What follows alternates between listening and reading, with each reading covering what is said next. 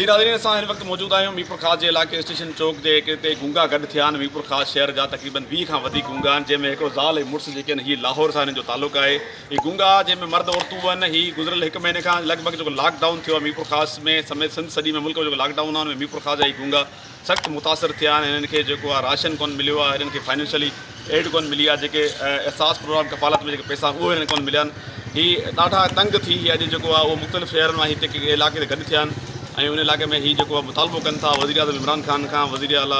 सिंध सईद मुराद अली शाह खां ऐं मुख़ैर हज़रात खां त गूंगनि जी जेका आहे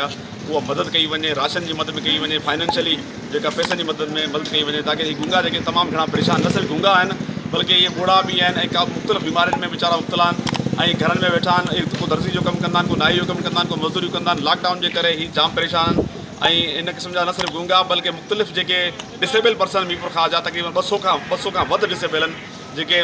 माज़ूर आहिनि टंगनि खां, कननि खां, अखियुनि खां, जेके नाबीन आहिनि बूढ़ा, उन्हनि लाइ वॾो हिकिड़ो मसइलो पैदा थी वियो आहे। असां जेको आहे उहो हिते हिननि मुतालबो कयो आहे पंहिंजे इशारनि में, पंहिंजी ॿोली में, त हिननि खे राशन ऐं ॿी मदद में सामान ॾिनो वञे। विज़िट कयो अवामी आवाज़ मीडिया ग्रुप जी वेबसाइट awamiawaz.pk।